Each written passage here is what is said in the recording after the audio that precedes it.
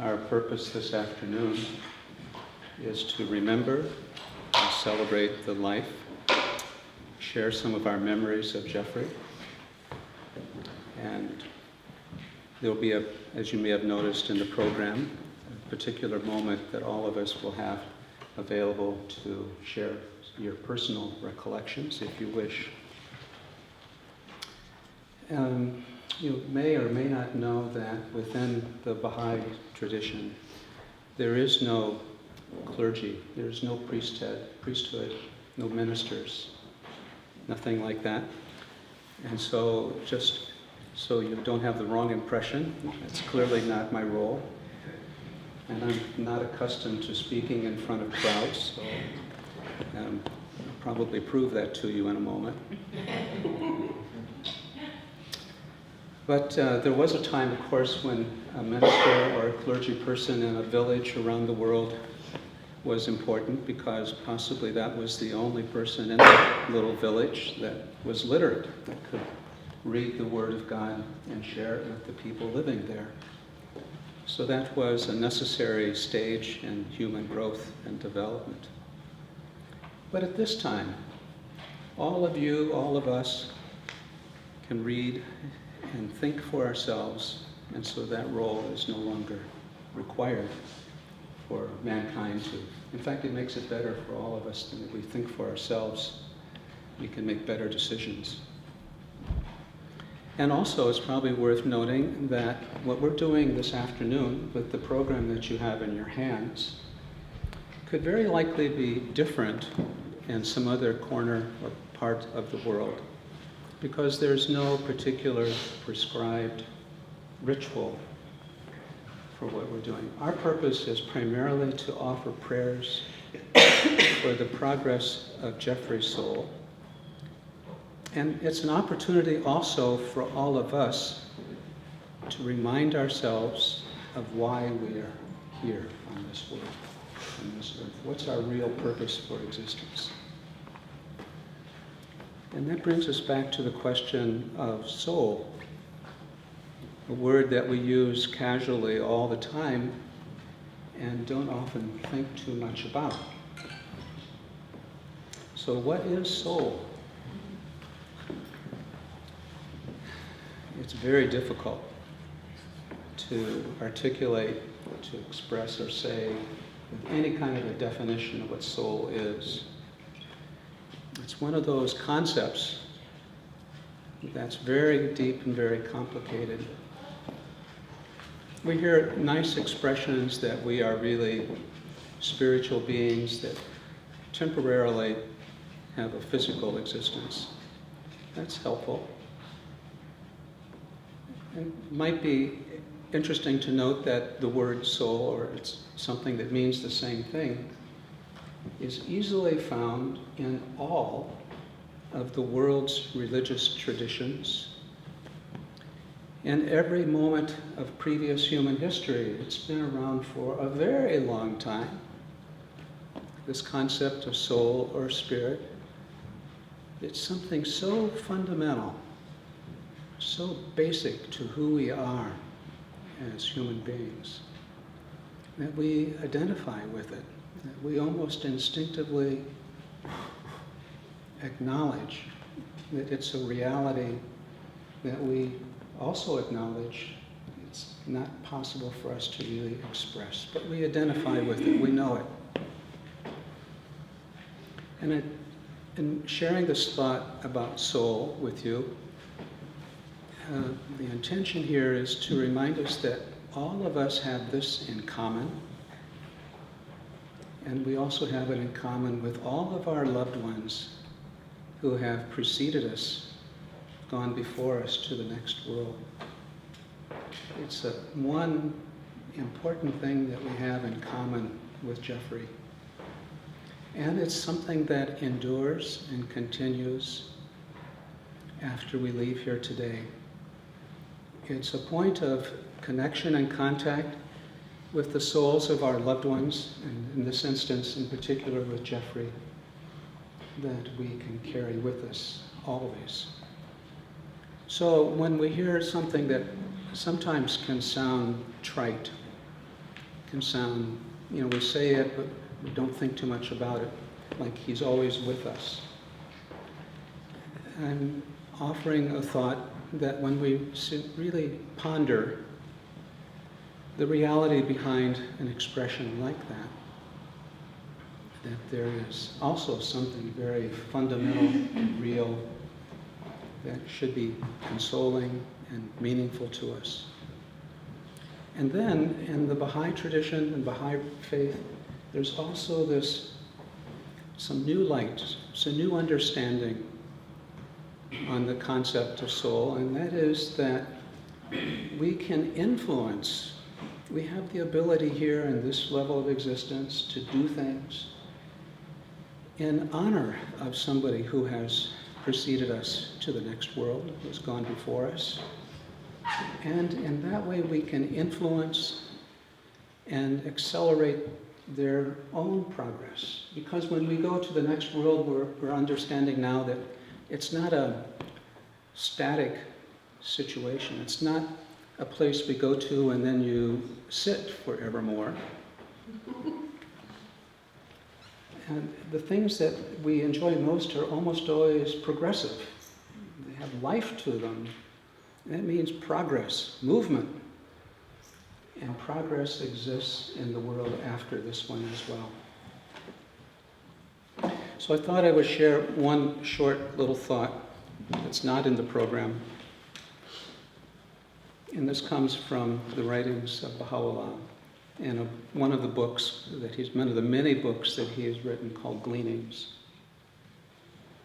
And it reads, "And now, concerning the question regarding the soul of man and to survival after death, know thou of a truth that the soul, after its separation from the body, will continue to progress until it attaineth the presence of God in a state and condition which neither the revolution of ages and centuries nor the changes and chances of this world can alter. It will endure as long as the kingdom of God, his sovereignty, his dominion, and power will endure. It will manifest the signs of God and his attributes and reveal his loving kindness and bounty." There's a reference in that quote to the changes and chances of this world, and it brings one other thought. It's very easy to be distracted by the changes and chances of this world. The concrete, the material world that we're so much a part of is so distracting because it's so much a part of who we are, what we feel, our physical world, that it easily hides what we're talking about here, the spiritual world. So it brings to mind, what is the purpose of this physical world? And I'm going to offer that God has given us all these material things so that we have an opportunity to practice the acquisition of the spiritual qualities that are most significant to us when we leave this world. So to go back to that thought about being able to do something in our lives that can honor Jeffrey, that can help with the progress of his soul, and because of God's great mercy, God whose mercy exceedeth his justice, we benefit from it as well.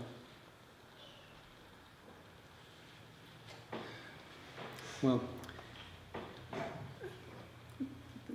I think that's everything that I was going to share with you, and we'll proceed.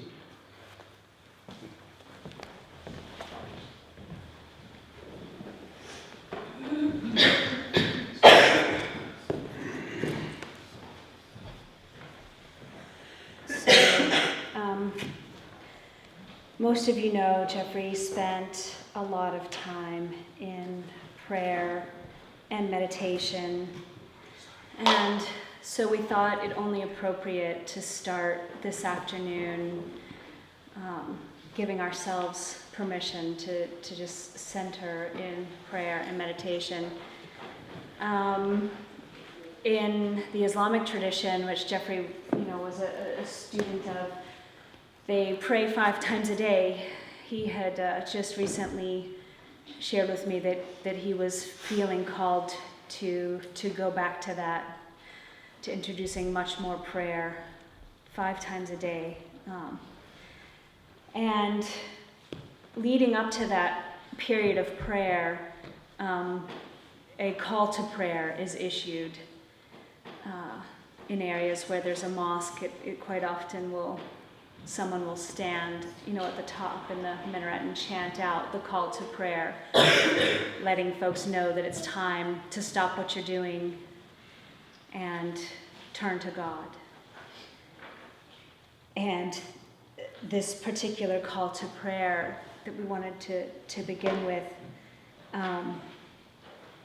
this was Jeffrey's favorite, I guess, so far. He probably would have found another favorite next month. But so far, as I knew, this was the favorite one he had found. It's recorded, has a beautiful video. We're only going to listen to the audio. It's recorded in the mountains of Australia. And the acoustics you hear then are the natural acoustics of this man's voice, calling out to commune with his Lord. So I invite you to just let the world disappear and its distractions and its worries, and give yourself permission to drift away into a place of prayer and meditation.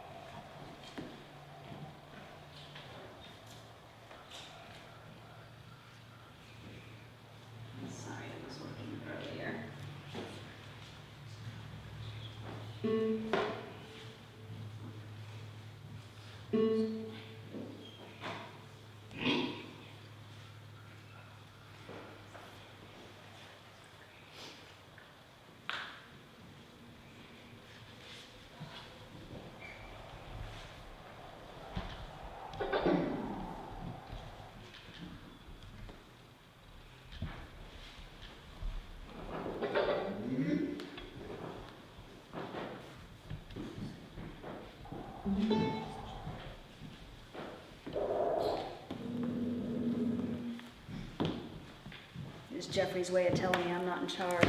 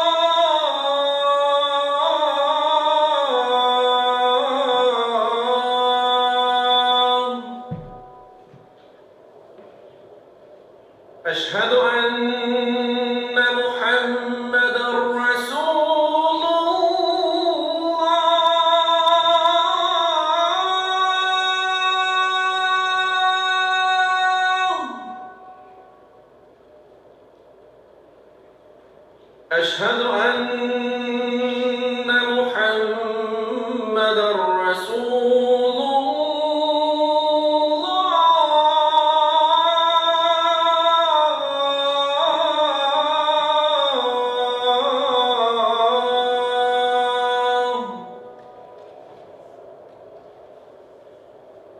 حي على الصلاة.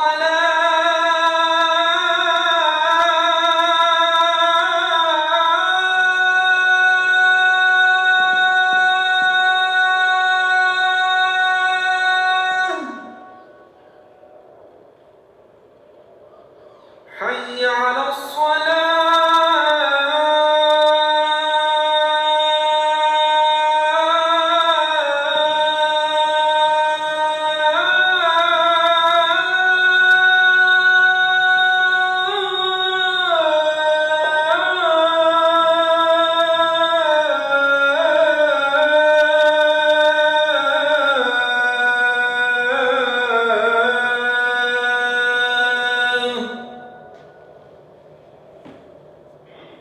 حي على الفلاح.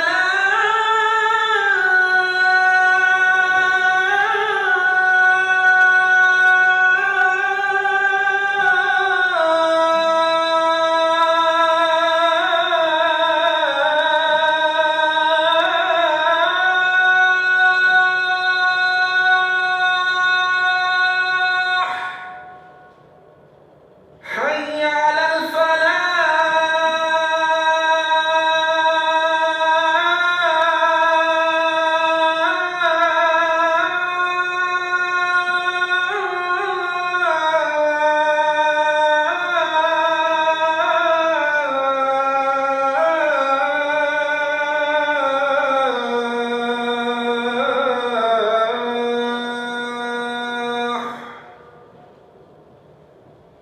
الله أكبر.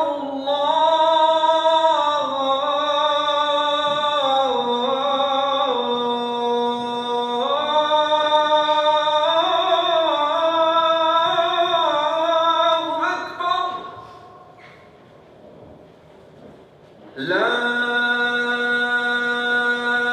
إله إلا الله.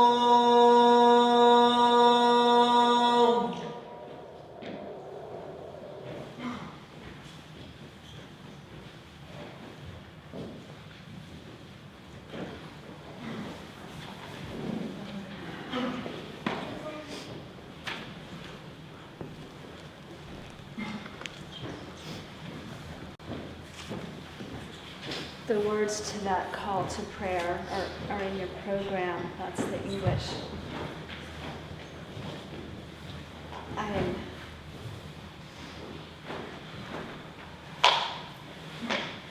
I just imagine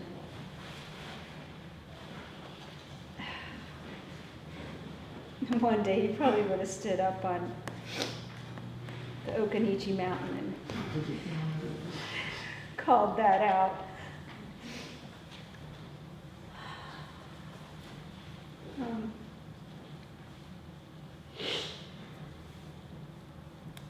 One of the things, probably the thing I enjoyed the most about my friendship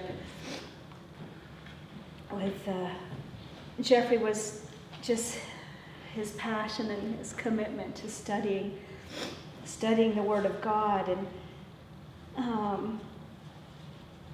so much of our texting back and forth was, he'd find a prayer or a quote that really moved him, and I'd share one that I found, and I was just thinking, oh gosh, not only how much I'm gonna miss that, but just how special it was and how rare it is to have someone that takes such delight in comfort in the Word of God. And he found, he was he found a version of the Lord's Prayer, which, I shared with them. I had a special connection with the Lord's Prayer. He found it in its original Aramaic, and he was so excited to share it with me. I thought it would be a great prayer to bless our time together here. This, again, is in Aramaic. It was the language of Jesus, the language he spoke. So when he revealed that prayer, this is what it would have sounded like. It was very poetic. Jeffrey was a poet. He loved the poetry, the poetic nature of the Word of God. This prayer is being chanted in a church in Georgia, in the former Soviet Union, in an audience for the Pope.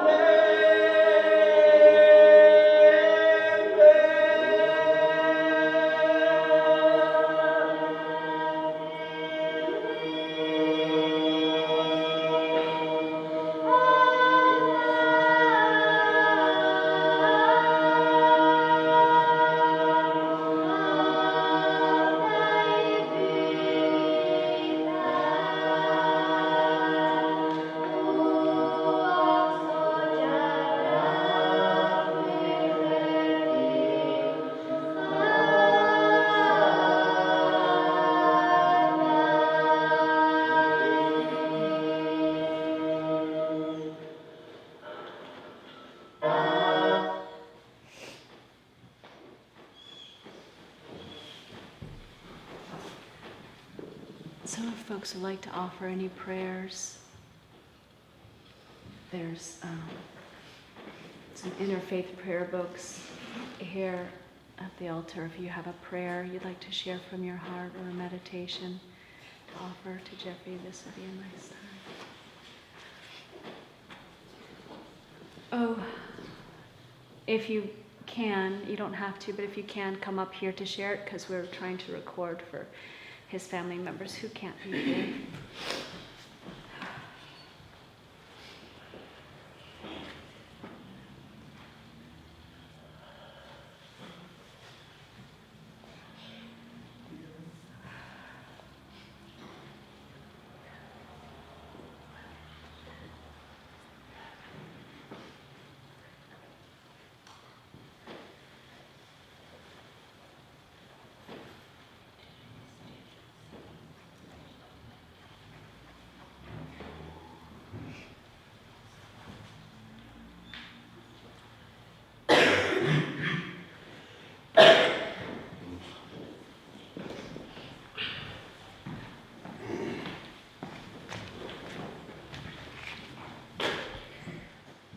O Lord, my God, my haven in my distress, my shield and my shelter in my woes, my asylum and refuge in time of need and in my loneliness, my companion. In my anguish, my solace, and in my solitude, a loving friend. The remover of the pangs of my sorrows, and the pardoner of my sins. Wholly unto thee do I turn, fervently imploring thee with all my heart, my mind, my tongue, to shield me from all that runs counter to thy will in this, the cycle of thy divine unity, and to cleanse me of all defilement that will hinder me from seeking stainless and unsullied the shade of the tree of thy grace. Have mercy, O Lord, on the feeble. Make whole the sick and quench the burning thirst. Gladden the bosom wherein the fire of thy love doth smolder, and set it aglow with the flame of thy celestial love and spirit. Robe the tabernacles of divine unity with the vesture of holiness, and set upon my head the crown of thy favor. Illumine my face with the radiance of the orb of thy bounty, and graciously aid me in ministering at thy holy threshold. Make my heart overflow with love for thy creatures, and grant that I may become the sign of thy divine mercy, the token of thy of concord amongst thy loved ones, devoted unto thee, uttering thy commemoration, and forgetful of self, but ever mindful of what is thine.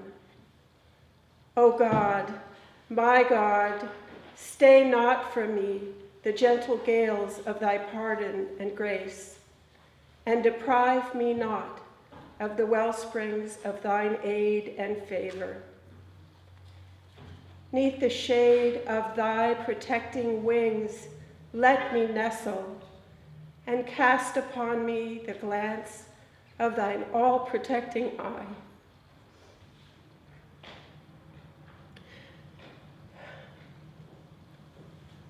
Loose my tongue to laud thy name amidst thy people, that my voice may be raised in great assemblies, and from my lips may stream the flood of thy praise. Thou art, in all truth, the gracious, the glorified, the mighty, the omnipotent. Abdul Baha.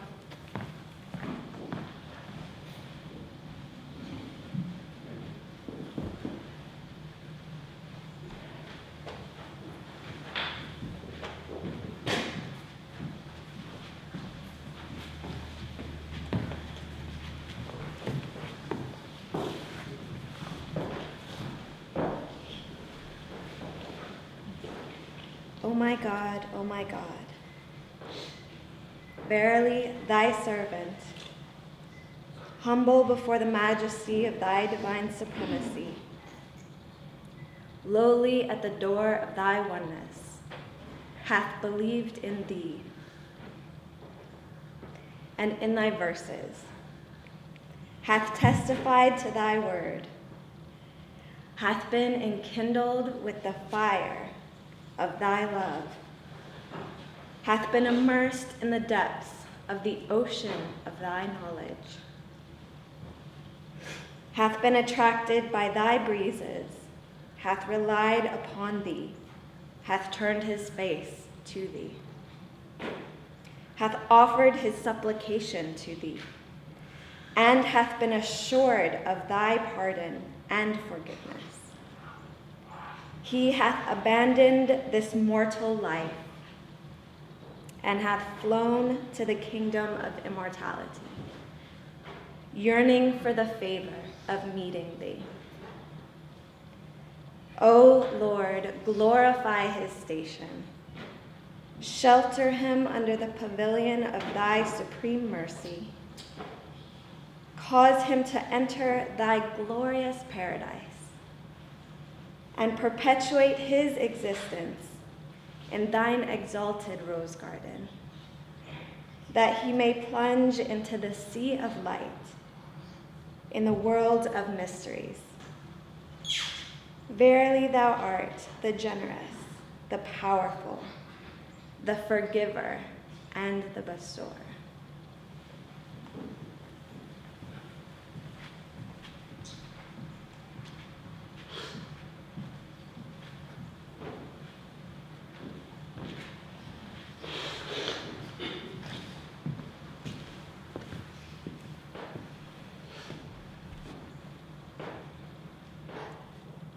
E Baba mwema, umewaumba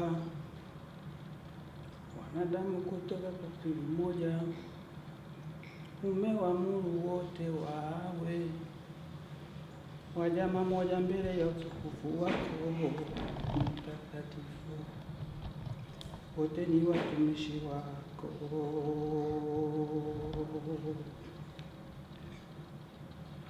E Baba mwema, umewaumba wanadamu kutoka kwa siri moja, umewaamuru wote wawe wajama moja mbele ya utukufu wako mtakatifu, wote ni watumishi wako.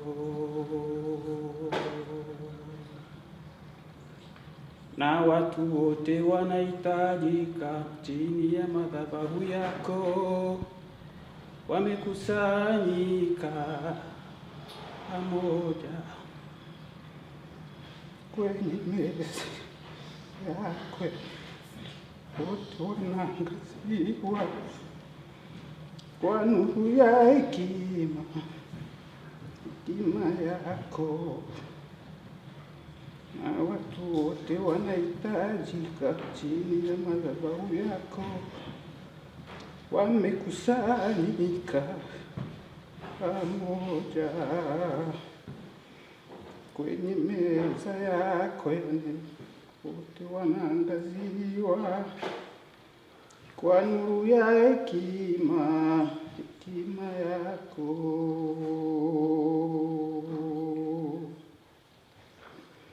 E Baba mwema, kwa watu wote umewaruzuku, unawahitaji watu wote, umetoa uhai kwa wote, umewajalia wote.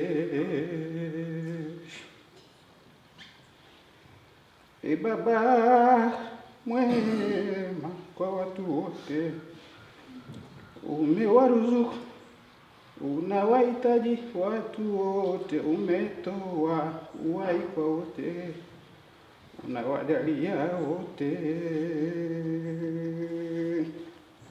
E Baba mwema, unganisha watu wote wawe pamoja, uzitoe dini zote likubalia na uyafanye mataifa yote yawe taifa moja. E Baba mwema, unganisha watu wote wawe pamoja, uzifanye dini zote zikubaliane na wafanye mataifa yote wawe taifa moja, ili wote waweze kujiona kama jamaa moja. Na dunia kama nyumba moja, wote wapate kuishi pamoja,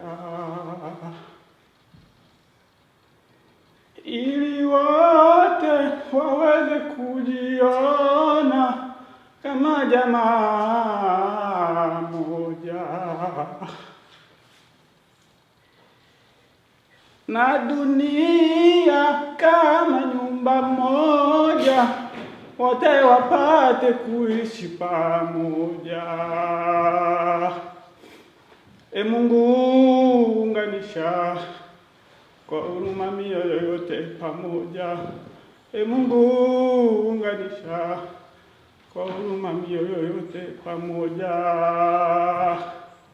E Baba mwema, e Mungu wangu, furahisha mioyo yote kwa manukato ya pendo lako. E Baba mwema, e Mungu wangu, furahisha mioyo yote kwa manukato ya pendo lako.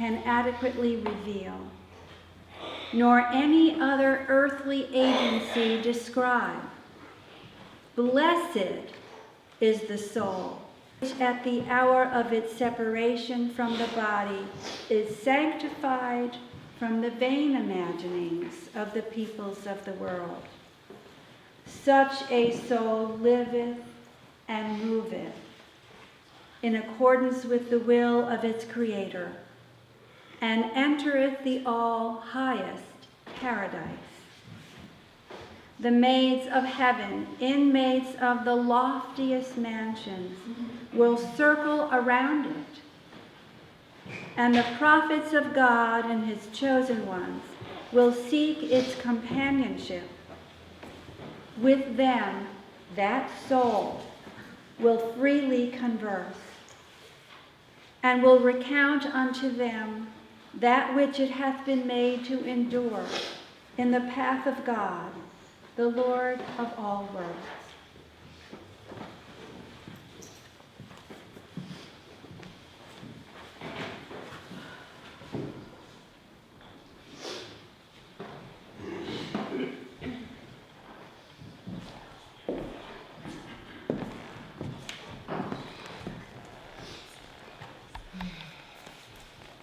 I didn't have the chance to meet this precious soul in life, but I want to offer this piece from the heart of a mother.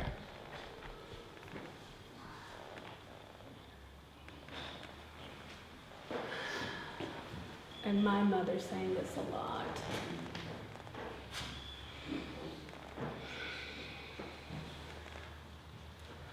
Amazing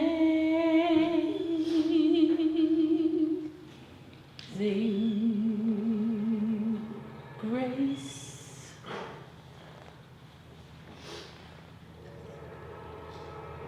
how sweet the sound that saved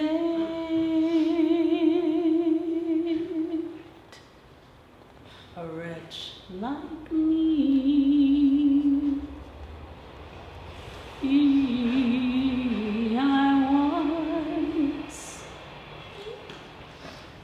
I once was lost, but now I'm found. I was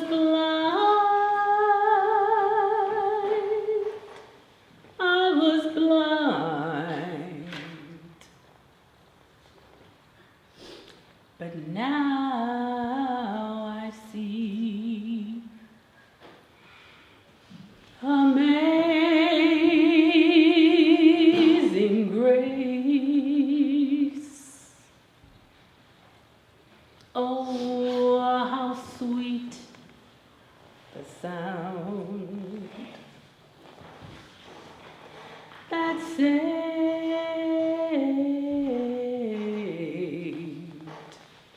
a wretch like me. I once was lost, but now I'm found. I was blind.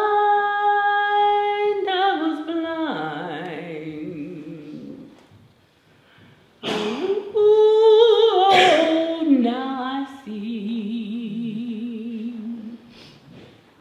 Through many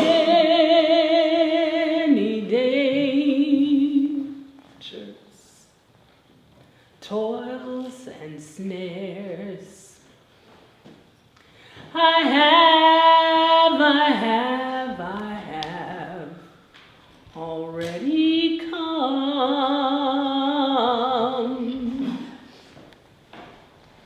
But it was grace, God's amazing grace, that brought me safe this far. And his grace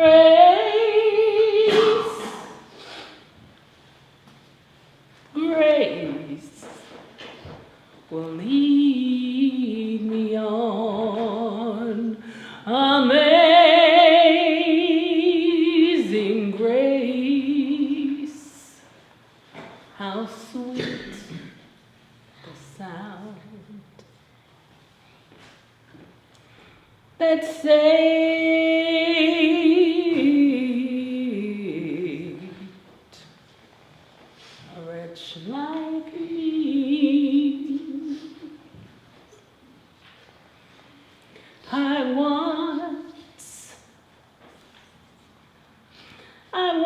once was lost,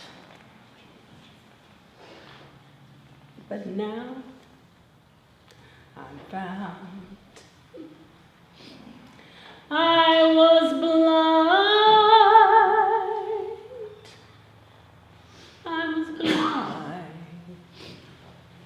but now I see.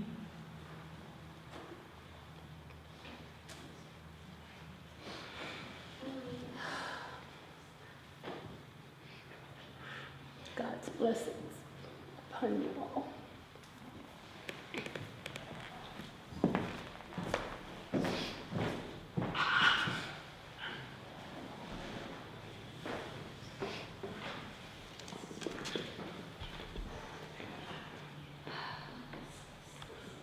We'd like to offer the space for family members first who may want to share any stories or reflections on Jeffrey's life.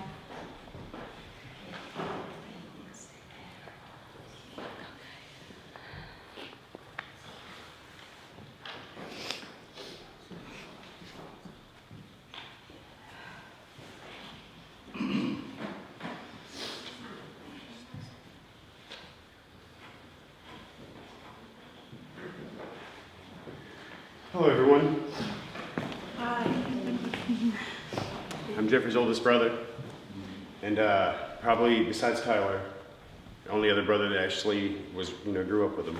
So I have a lot more memories of being a child with him than I did an adult, because once we became adults, we started living separate lives.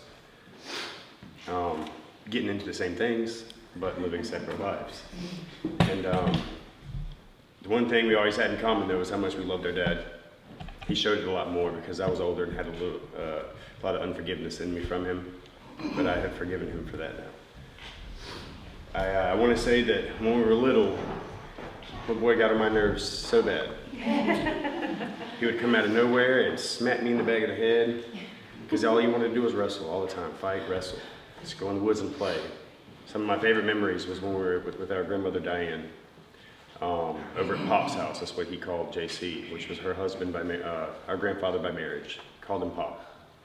And over there is where I taught him how to fish when he was really little. I don't know how much he liked fishing as an adult, but he definitely loved it then. He loved video games when he was little. And from what I hear, he still liked them as an adult, but when you become an adult, you have other priorities and games start to go out the window a lot. I haven't seen my brother in almost 6 years. Last time I saw him was the last time I was in North Carolina, and I gave him $10, I remember.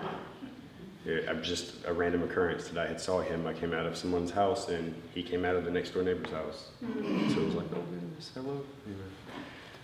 I also lived with Jeffrey a lot growing up. I lived with his, not growing up. Shannon actually let me and Christy, when she was pregnant with my son, Bryson, lived with him for quite a while. And those are some of his freshest memories of him.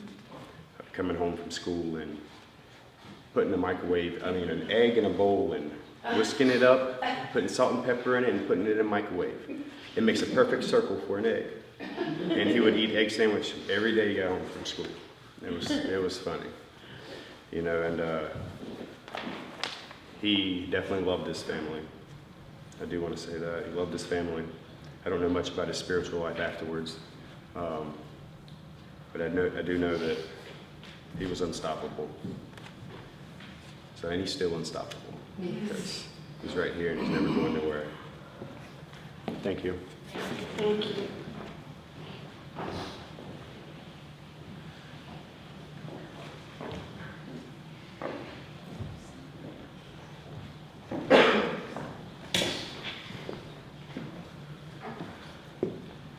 Good afternoon.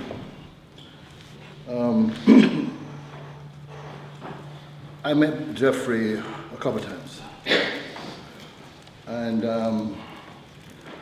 unlike a lot of people that I meet, I noticed that there are times you can meet people but not feel met. Or you can see a person and not feel seen. That wasn't Jeffrey. He saw me. felt seen in a very profound way. Jeffrey was not a person of many words, but his short words were deep, and you know you're in the presence of substance and integrity, where integrity means you say what you mean what you say. That was the essence of this man. I will always cherish this picture of Jeffrey and myself that Lee took at the Baha'i Center. When I was growing up in Jamaica, as children, we always kept the meat for the last on our plate because we like it. What we like most, we kept that for the last. I don't know if you understand that. Jeffrey was one of those persons I was keeping for last to cherish in my conversations. Do you get that? Yeah. His quietude and his essence was enlivening. He knew something.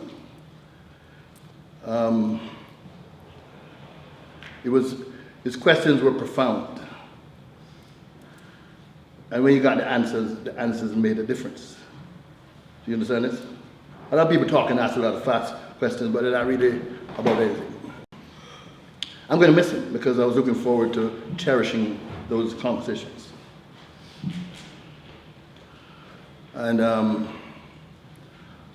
I believe he's in a safe place. I believe in a safe place. His fragrance and his spirit is beautiful. Not very many people have nice fragrance. Not very many people whose world, you can stand in their world and you enjoy being in their world. You understand this? That wasn't Jeffrey. Jeffrey was, compared to me, he was a small man. But I always experienced that he was larger than me. You understand? Yeah. I wish I could actually imitate some of the finer qualities of being, of having integrity, of taking hard knocks in life, as he did. He drew a bad hand, and he played it very well. And so, in the Baha'i faith, it says that there are people who have lived wonderful lives all the time, but at the moment of death, they lost it. And then there are those who come through the rough time, and at the moment of death, they attain. You understand? Yeah. So, his spirit is in this room. There's a beautiful, quiet, Jeffrey-esque kind of energy here, and I'm very happy to be here. Travel safe, brother. All the best.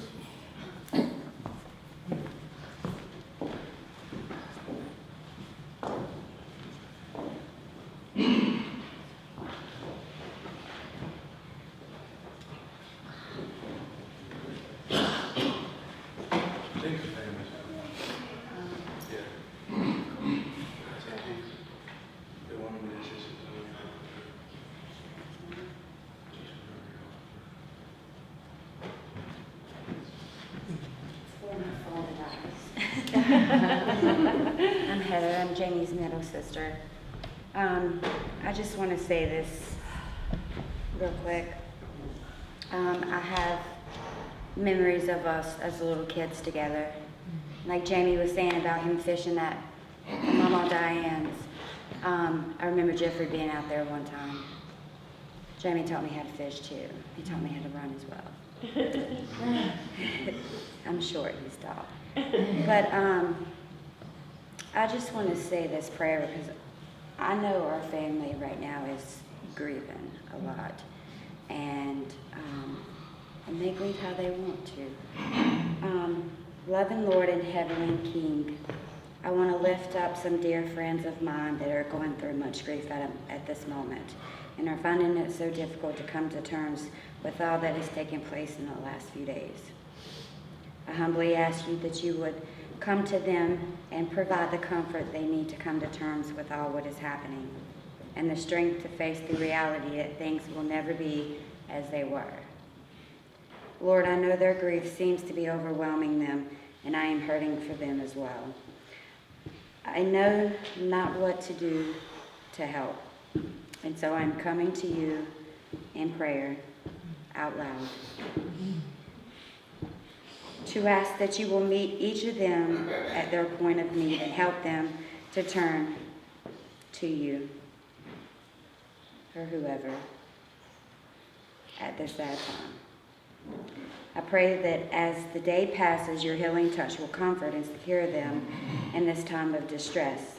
And may this be a thing that causes and teaches each of them to draw closer to one another, knowing that alone can heal the brokenhearted and begin the joy and bring the joy out of pain. I personally want to thank you for being there for me and for my family at this time of need. And into your hands I place each one of these dear ones who have such sadness in their hearts. I know in who I believe and am confident that you will bring good out of this situation. And to you be of all praise and glory. Amen.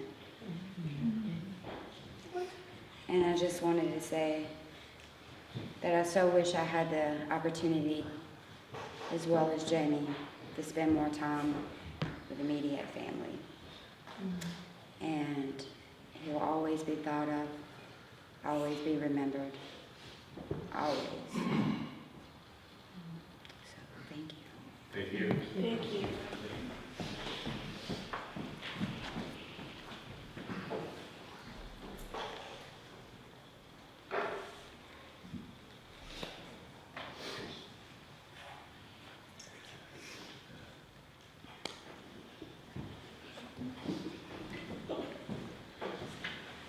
So I'm going to try to be quick. My name's Kyle. I'm going to sit down if that's okay.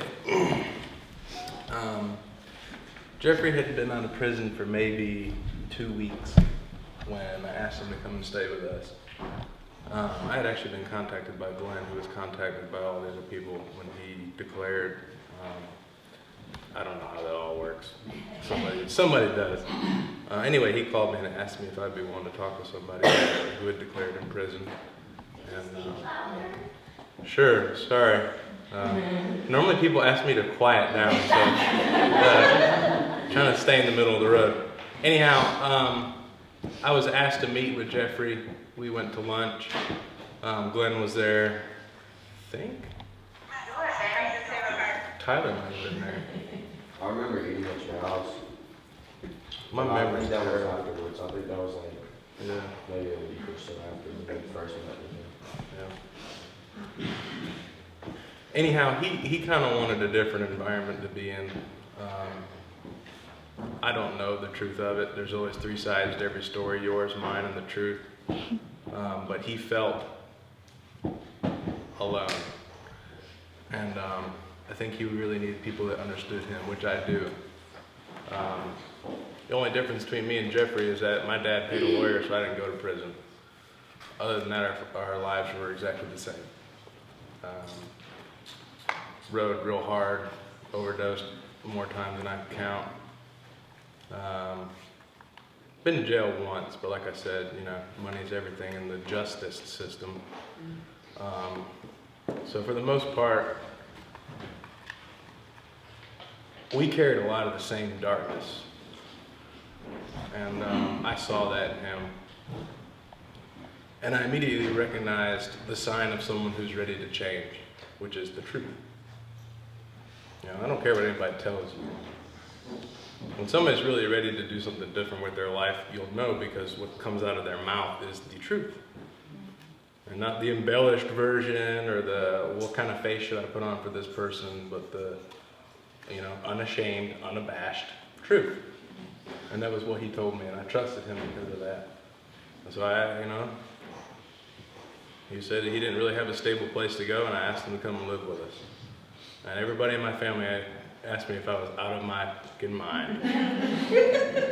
How long has he been out of prison? I don't know, man, 2 weeks. Anyhow, you learn to kind of keep some things to yourself. But I trusted him, and I was right. He never did us wrong, never stole nothing from me, never cursed me, never looked at my wife funny. Even when I was gone during work, he was always extraordinarily respectful. And it was my job to kind of bust his shell up. I taught him that recovery was possible and that the darkness will never leave like any human being, you know, but the capacity for light and strength is real. And he believed me, and he demonstrated that even before I really got to know him. But in getting to know him, he had that strength and that resilience that people who are able to overcome their past, overcome the difficulties that they demonstrate. He had that quality for sure. He was a fighter. That's what my wife said. That's what she said. She always saw in me was that I was a fighter, and I wasn't going to give up. Despite being addicted to dope, being tossed around, being beat up, selling drugs. I mean, the whole thing, a lot of us do that, man, unfortunately, in this culture. But I do believe truly that he may have had a couple days of struggle in him, but most of his days were of poise and strength and readiness to give himself to God. As tacky or as stupid as it is, I'll finish with this, and I've tried it all. To me, the second thing that people demonstrate when they're ready for real change is the willingness to even at least think, maybe there's a God. And maybe there's a reason there's a God. And maybe he could do something for me. So that's it. Thank you.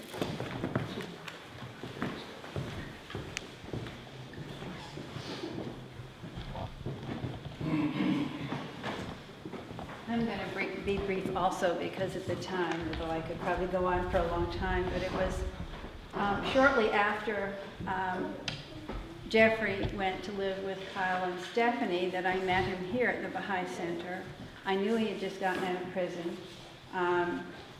And I know that life is very tough when you first get out of prison. And we were doing some work at our home, and so I asked him if he would come work for us. We hired him to do some work. And we stripped cabinets and sanded. Oh my God, he was out there sanding and sanding. And we went through one electric sander and got another one. And the irony of all this is, in the end, our cabinets were made, only the fronts were nice, heavy oak. The sides were all made of whatever that stuff is, and it was just falling apart, and we had to end up not using them at all. But in the process, at least he earned some money, and he learned a few skills, you know. And I enjoyed being with him. We spent a lot of time together. I would pick him up from Kyle's house. We'd feed him. And Cynthia, you come up here. And my husband and I would talk with him. And he spent a lot of time at my house for several months, doing a lot of different things. And then his birthday's in December. And so Cynthia and I took him out for a birthday lunch. And at this lunch, Cindy says to him,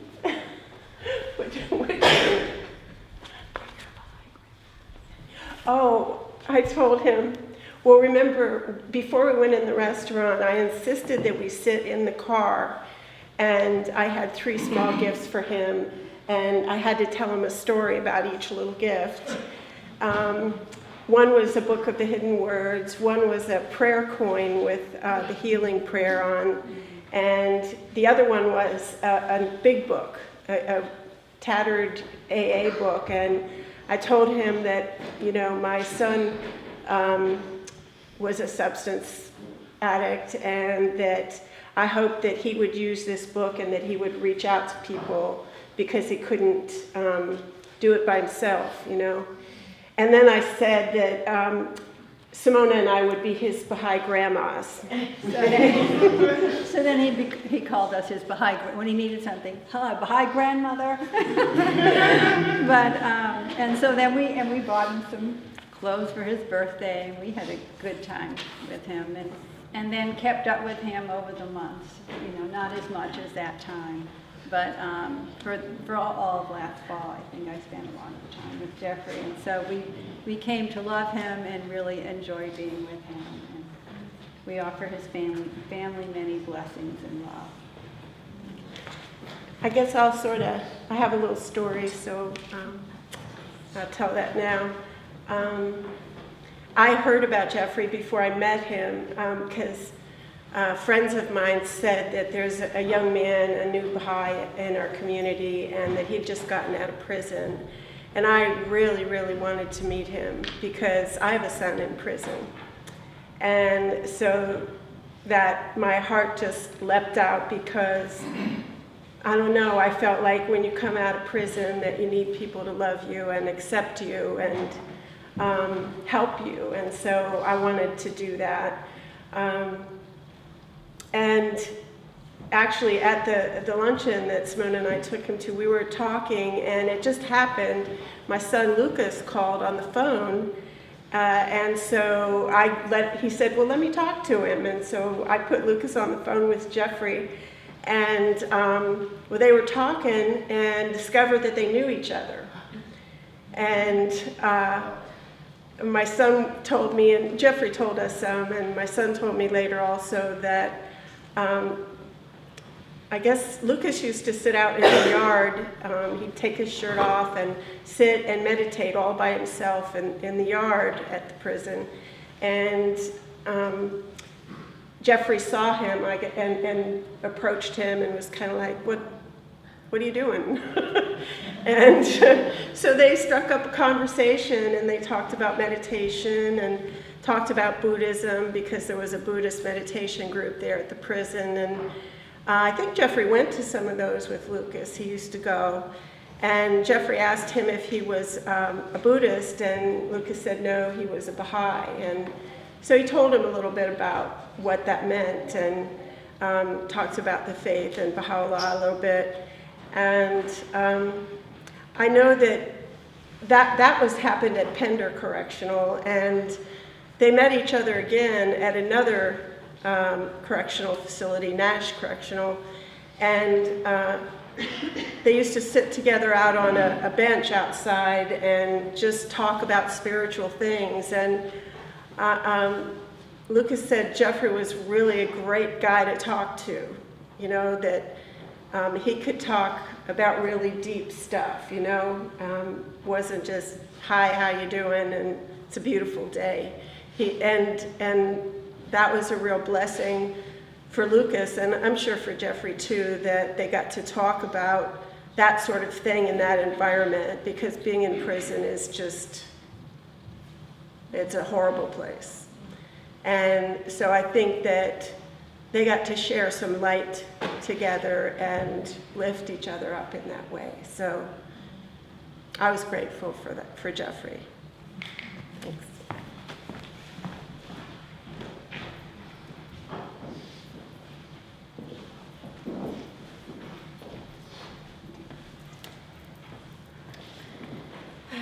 I'm Stephanie, I'm Kyle's wife. Kyle introduced Jeffrey to me when Tyler and Jeffrey came over to our house for a book one. And it wasn't long after that that he moved in with us. And Jeffrey was like a brother to me.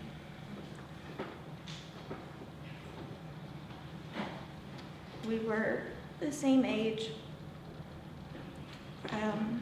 Because I was a female, I didn't really get to know him on like a very personal, intimate level that made him very uncomfortable. But the way that we bonded was through picking on Kyle.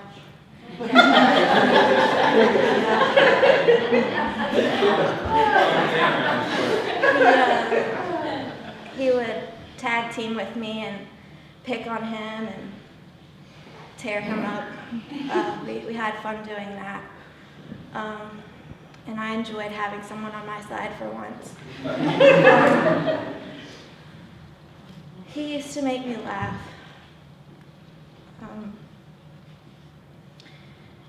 Me and Kyle lived in the apartments that were across from where he was buried.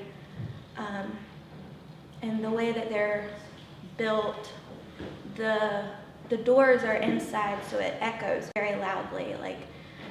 And you would hear Jeffrey in the hallways. It's dead quiet, just laughing, doing his Mandard laugh.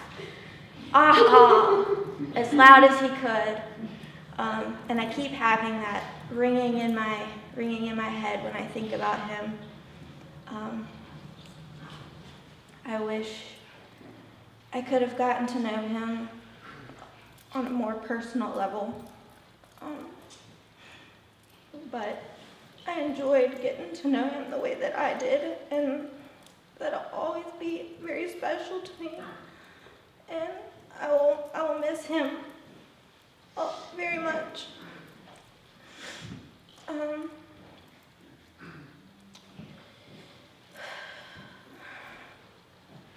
Thank you.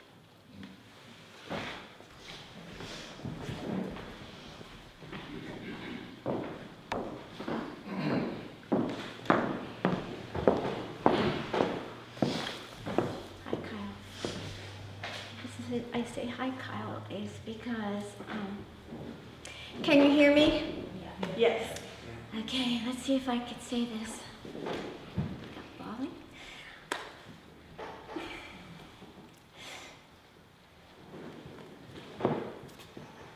So, one evening about a year ago, I walked into the Baha'i Center, and as soon as I walked into the center, Kyle comes over and grabs me, and he's all excited. And he said, "There's somebody who really wants to meet you." And I said, "Who?" He said, he wants to meet you so much. So I let him take me over to this young man, this very handsome young man, such a beautiful, sweet face. And he said, "I became a Baha'i because of you." I said, "What?" I never met him. And he said, "I read your book in prison when I was a convict." And I said to him, and that's the greatest compliment that I could ever get. Thank you. I said to him, "Who gave you the book?" And he said, "Oh, another convict who read the book." And I said, "Where did he get the book?" He said, "From another convict."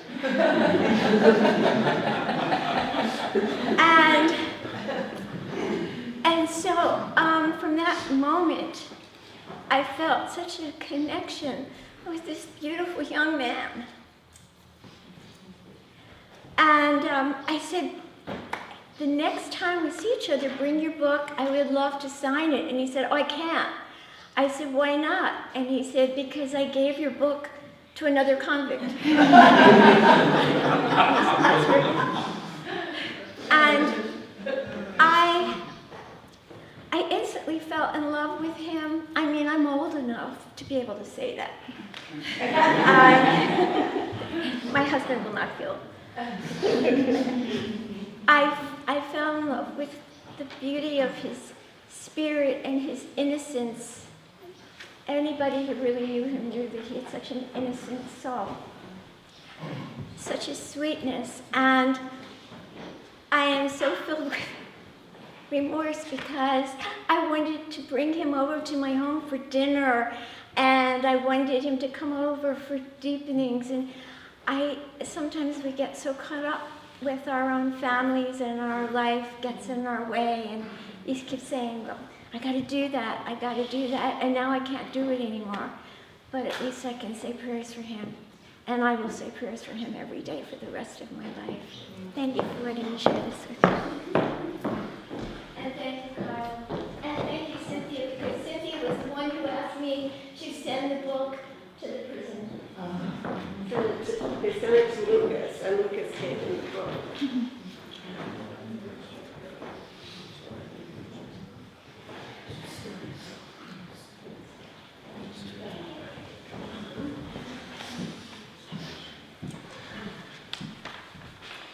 I just wanted to share a very quick story.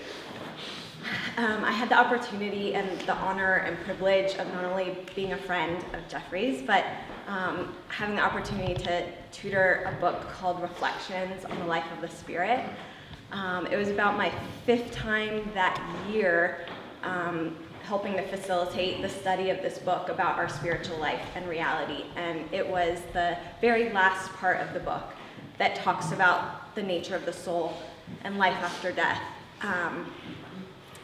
And so in getting to read those passages with Jeffrey and study them, I was trying to remember anything that he shared while we were studying. And as you all know, he was a man of very few words. So I can't remember exactly his words, but I can tell you with assurance that his grasp of the soul and of his spiritual identity was very solid, and that he was well acquainted with his experience that he's having now. I remember studying the quote about days of blissful joy, of heavenly delights are in store for you with him. And I'm so sad at the absence of him here now, because he was such a sweet, just amazing person that I loved. Every time I saw him in a room, it would light me up and I would run straight to him, because he just had something that was so unique, and I just appreciated him so much. He asked the most profound questions. It wasn't studying this, it was studying the Book of Certitude, which in his talk that he gave here said is what really made him believe in Baha'u'llah and in the faith. And this was the book that did it for him. And he asked questions that were the most profound questions that I've ever heard, and sent me on a journey of like contacting multiple people, the most like intelligent, learned people I knew, trying to find answers to these questions. That's how amazing his grasp of these concepts was. And I just wanted to share a quick story, because it wasn't long before the teacher became the student and the student became the teacher. I knew I was in the presence of someone who knew way more than I did about these things. And someone had asked the group if someone would be willing to come and talk to a friend of hers who was very well versed in the Bible and knew Christianity and had a lot of questions about the Baha'i faith. And I suggested, I said, well, I think Jeffrey, you should go. And in his little way, he said, me, the guy with the face tattoo? You want me to be the one to go represent, the faith? And I said, absolutely, you're the one. So he was so aware and humble of like his own self and his own experiences. And, but at the same time, I can tell you, he was most profoundly aware, and I felt it in his presence every time, of his spiritual nature and this journey that he was on towards God. And I just believe that that he is in that place, experiencing those days of blissful joy and heavenly delight. And so I'm so happy for him, but I do miss him so much.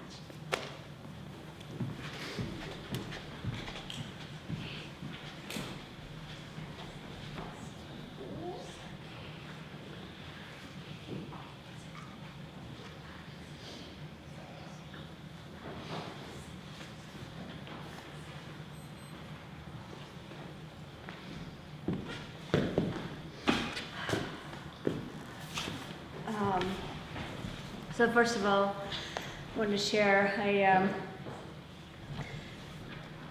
I chose this outfit. I wanted to wear something beautiful and unusual and flowing, like Jeffrey. A mutual friend of ours, Bob, told me yesterday he approved the outfit. Yeah.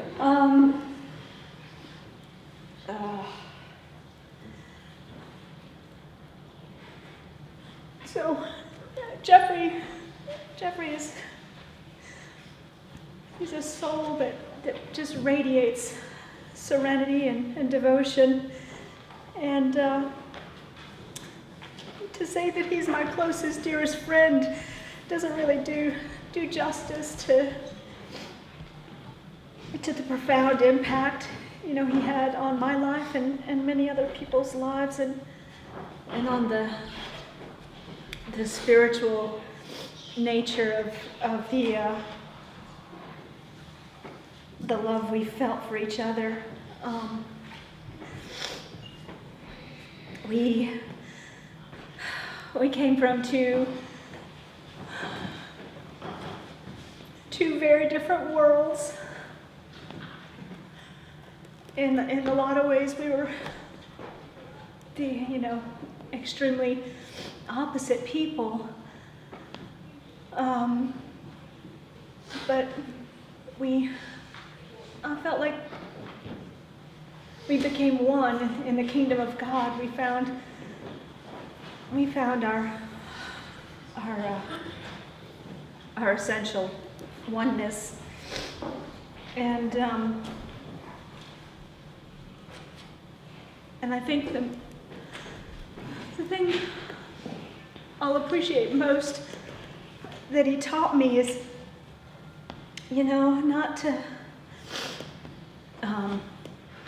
not to be afraid,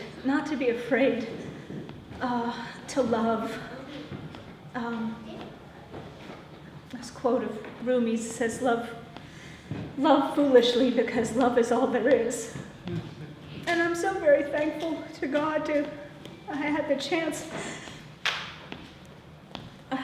to love him for a little bit while he was here.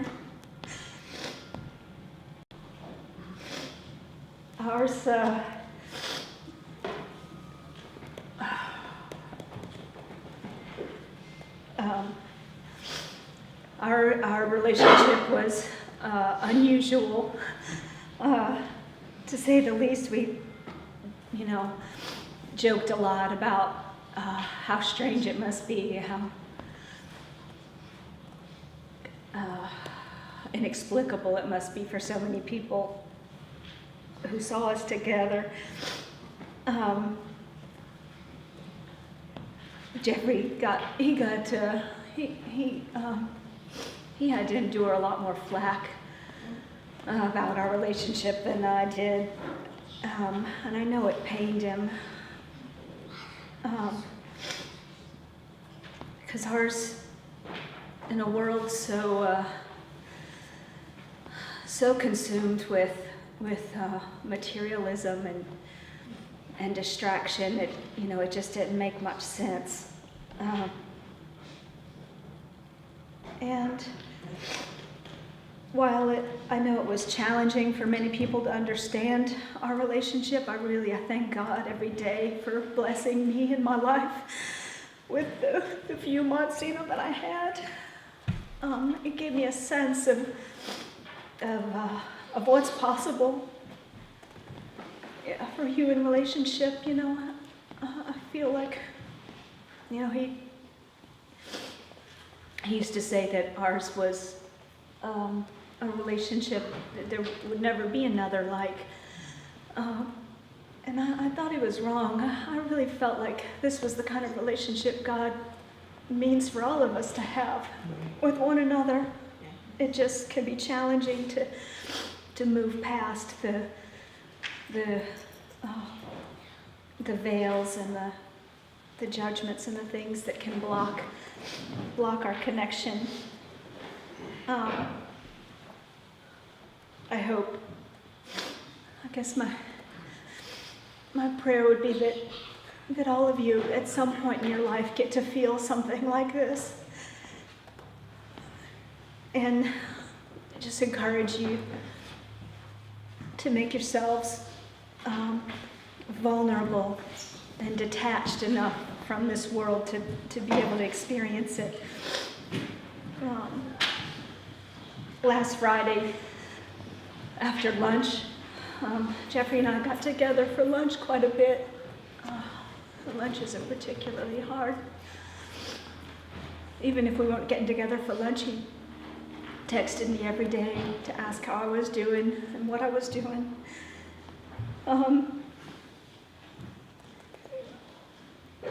Last Friday after lunch, we joked. He told me something about what he was going to do later, and I told him he knew he wasn't going to do that later. I knew him too well. He couldn't, he couldn't put one over on me. And he laughed. He said, you do. You know me well. And I was like, well, I've known you for years and years. And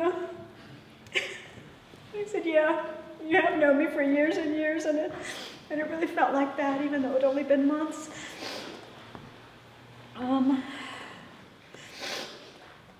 While this material, phase of our friendship has passed, I'm looking forward to continuing to grow and learn from and with him. And if we understand the point of life is about transformation, both our personal transformation and our transformation as a community, as a society, he's already radically transformed my thinking, my being, and my doing. There's so much that I can share that I won't, and so much that I've already forgotten.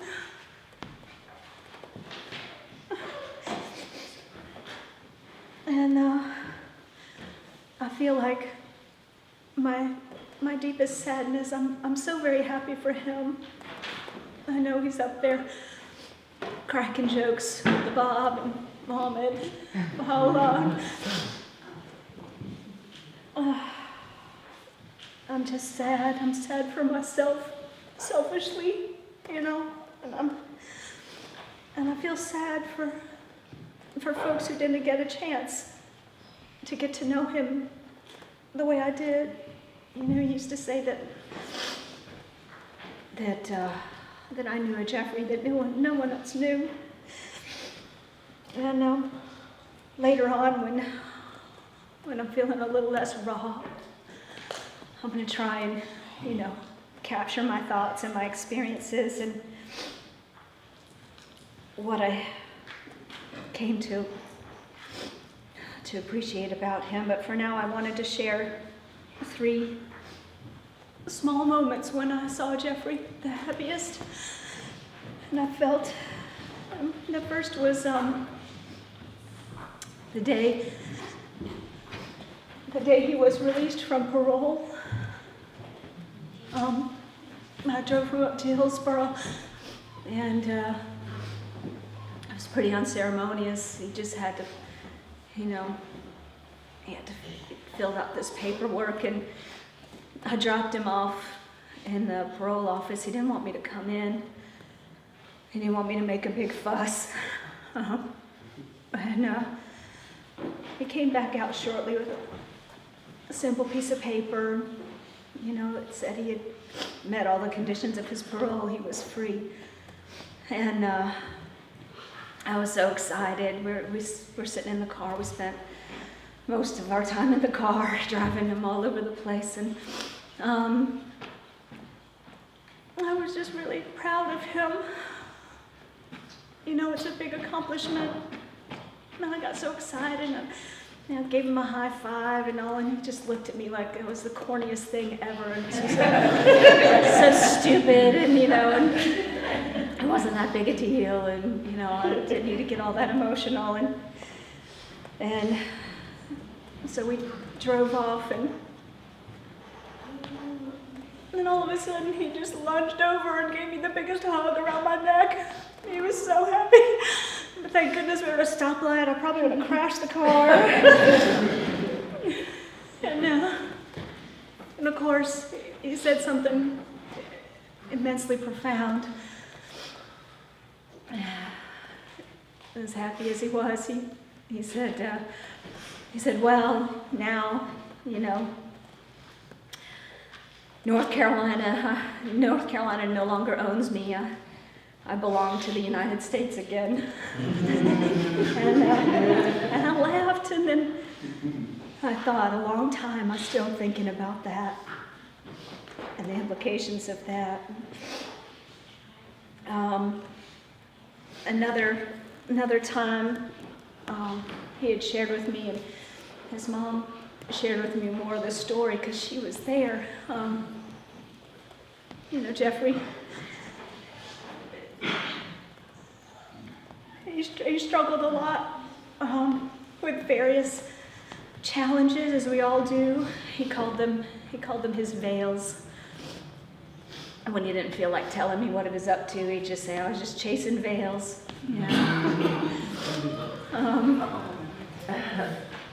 But one of his veils, he struggled a lot with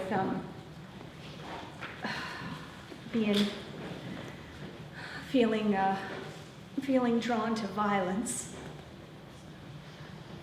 and he helped me appreciate, in a very strange way, in some ways, kind of the beauty of violence, as well as the pain of it. But he had a person who he considered his mortal enemy.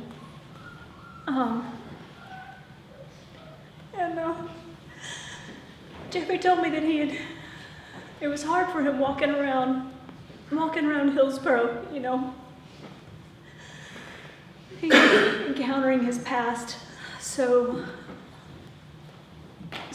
viscerally, the things that kept tugging on him, and he was walking down the street one day and encountered this young man whom he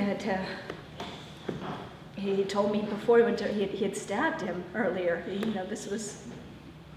They had a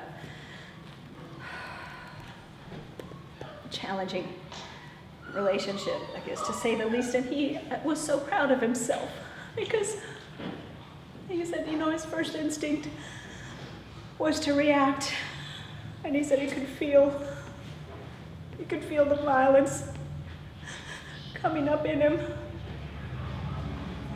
and he was so proud that he didn't react. He went over, he shook that young man's hand, and they talked, and they forgave each other, and that was, I just think about the strength of his character, the things he endured so patiently and so beautifully, and the example then, that he's given to us all.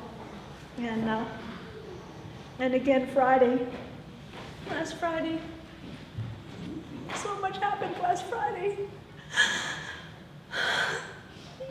We were having lunch, and I was upset with him because the weekend before he had kind of disappeared.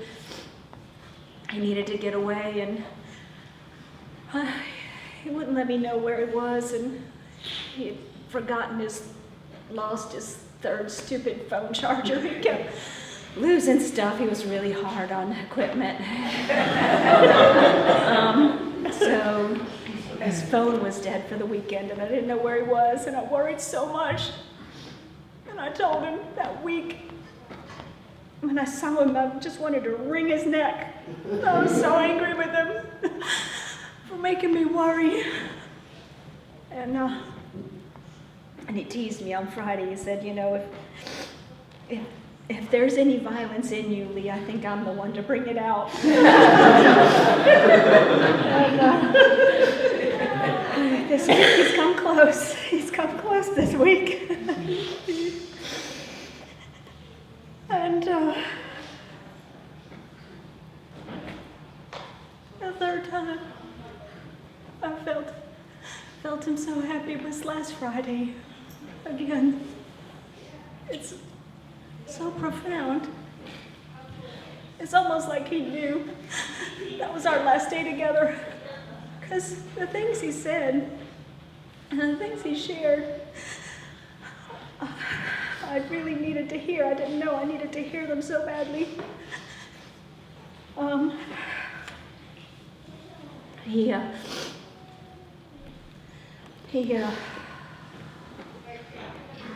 had shared with me, about his renewed commitment to prayer. We had planned to go Saturday morning up to the mountain to say prayers. he let me know, that I needed to be ready because he wanted to say a lot of prayers. Yeah. And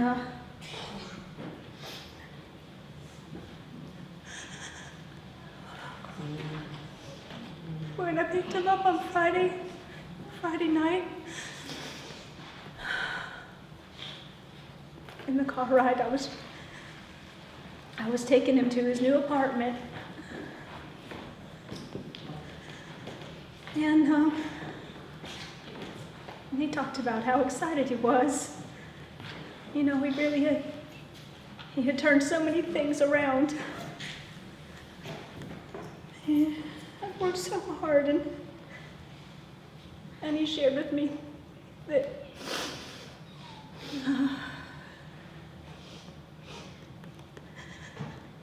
that one of the things that he had been proudest of was our relationship, because he had never had a relationship with a woman that was purely spiritual, where he felt genuinely loved and free to love back. And he said, he talked about, again, how strange our relationship must look to the rest of the world, and how thankful he was for Kamyar's understanding, and how he worried, that what if one day someone said something and Kamyar forbade me from seeing him, and how sad that would make him feel. And I told him he didn't have to worry, because that would never happen. And when he used to need a little comfort, he used to come sometimes in the kitchen if I was doing dishes or stuff. He'd come and, he'd lay his head on my shoulder. And so that night in the car, he laid his head on my shoulder, and he kind of fell asleep. He fell asleep in the car a lot too. He was always tired. He worked hard. And so I grabbed his arm and his hand so that he wouldn't fall into the dashboard. And when he woke up, he told me, he said, you shouldn't be holding my hand. This isn't appropriate. And I apologized. I told him I just didn't want him to crack his head open on the dash. When we got to the apartment, he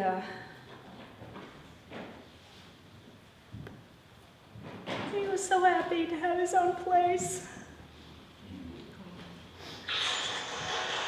And he was dancing around a little bit. I had never seen him dance. He just grabbed me and he was dancing. And that song yesterday about him dancing in heaven, I don't know, I just kept, in hindsight, I just felt, God, I don't know how he knew. He must have known. And then when he said goodbye, he tried to get me to stay, just to hang out some more. And I really wished I had stayed. I don't know why I didn't stay, but I was late and I had to get home, and we were supposed to be getting up early to say prayers. But he said,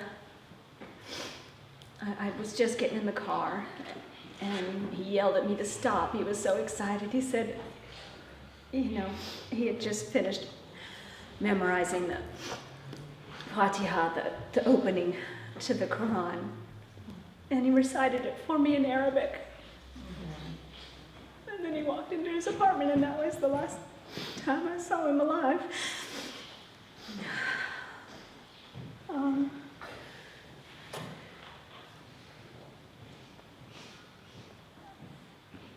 I've had several moments since then, very profound moments. in which he let me know that he was still there. And I'm grateful for those, and I look forward to many more. I encourage all of you to reach out to him daily, to remember him in your prayers, and to ask for his guidance.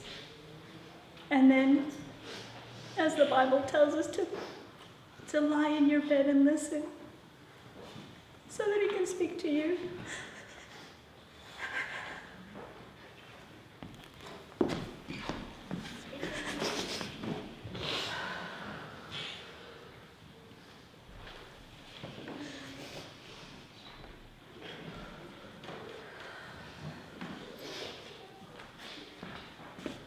I never met Jeffrey, but I feel like I met him and I miss him. It's very strange. He lived with my best friend Bob for a little bit of a time, and my friend Bob passed away on April 20th. So I had gone to visit his burial site a couple times, but life just took over and I haven't been able to go back. And yesterday, I woke up with this need. I have to go visit my friend Bob. And another friend of mine, Ayla, I think she's here, she called me. She says, hey, do you want to go visit Bob? I was like, oh my God, I was going to go visit Bob. Let's go. So we went. We went and we prayed. And then, because there are many Baha'i friends buried at the cemetery, we decided to go visit the rest. And then, as we were approaching the burial site of Christine Langowski, we saw a group of people and a funeral. And I'm like, oh, I hope they don't think we're coming and we're late. I don't know, these thoughts that come to the mind that sometimes make no sense. And so we parked and we walked to Anika's graveside and said some prayers. And then I was trying to find Jeannie I's grave because yesterday was her anniversary of passing her death. And her daughter had posted something on Facebook. And as I'm walking, I'm approaching closer and closer to where the funeral was. And all of a sudden somebody is approaching me, and I'm really blind, I can't see, I wear glasses for far away, says, hi Roxana, and I'm like, and it was Mike. And I thought, hi Mike, what are you doing here? Because he doesn't even live in this area. And he's like, oh, we're here for Jeffrey. I was like, this is the funeral for Jeffrey? And I said, I guess Bob wanted to be here. I understand now why I came so strongly. And Lee had asked me to sing this song that I hope I can sing now. And she mentioned that he liked it. I don't know how he heard of this song. I mean, they're not my words. They're the words of this beautiful woman. Her name is Tahre. And she gave her life because of her love for God. So how appropriate that he might have connected to the words. I just put the melody.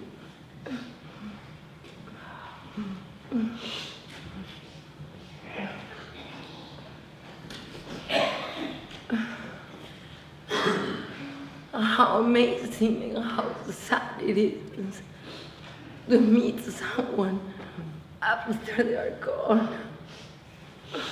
I feel his presence so strongly. So I will try to do this poem that I had wrote so that he can meet his beloved. Actually, I need my tissue.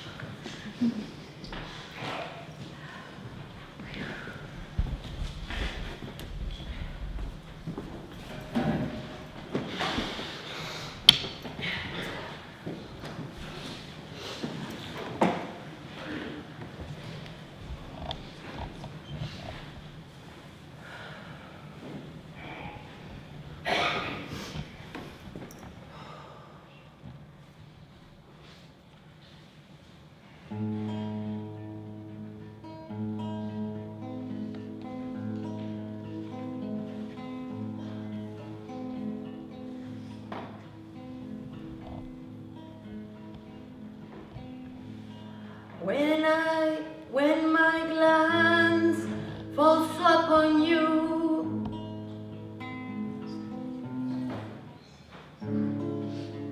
Face to face, eye to eye, I want to pour my heart out to you,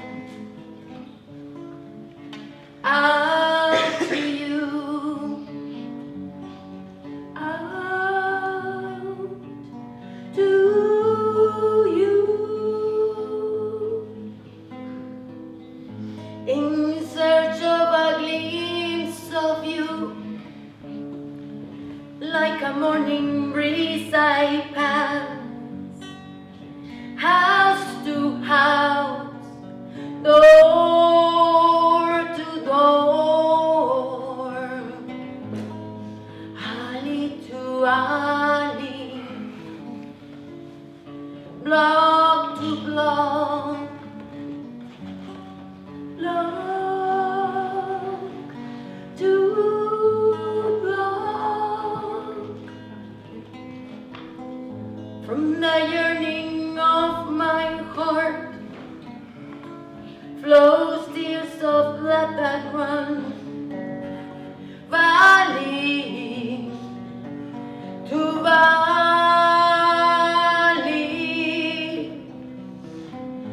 sea to sea, stream to stream, and creek to creek. The beauty of your eyes, your brows and your dimples has enraptured my heart. From your love I have woven your garment, line by line and thread by thread. I have searched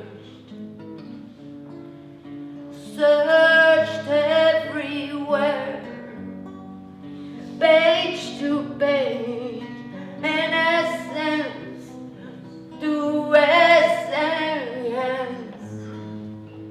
veil to veil, within my heart, but found no one, but found no one, but found no one, but found no one.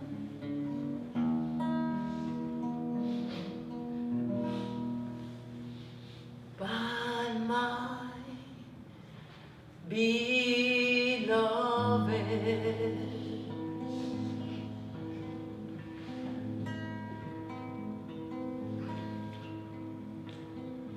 when my glance falls upon you, face to face,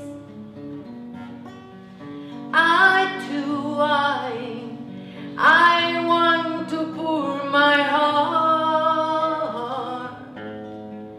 out to you, out to you, out to you. In search of a glimpse of you, like a morning breeze I pass, house to house, door to door, alley to alley, block to block, block to block. From the year flows tears of blood that run badly to valley, sea to sea, stream to stream, and creek to creek. The beauty of your eyes, your brows and your dimples has enraptured my heart. From your love I have woven your garment, line by line and thread by thread. I have searched everywhere, page to page, and essence to essence, veil to veil, within my heart, but found no one, but found no one, but found no one, but found no one.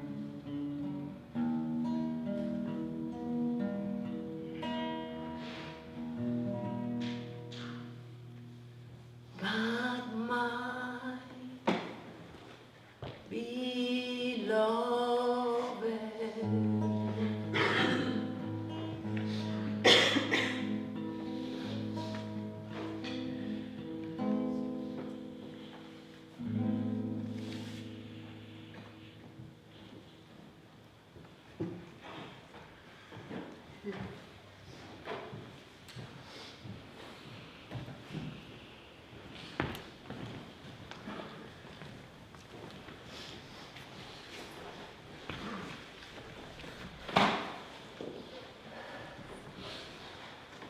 O offspring of dust, be not content with the ease of a passing day, and deprive not thyself of everlasting rest.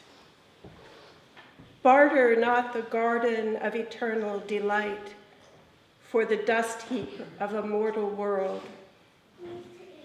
Up from thy prison, ascend unto the glorious meads above, and from thy mortal cage wing thy flight unto the paradise of the placeless.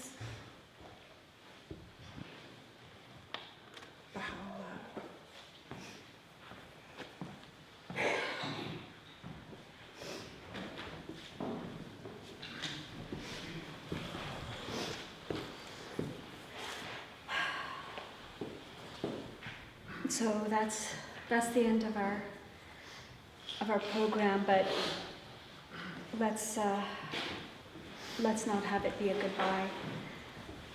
Let's continue to linger in this space and open our hearts to one another and take strength and take action. Know that there's much work, much service to be done in His name.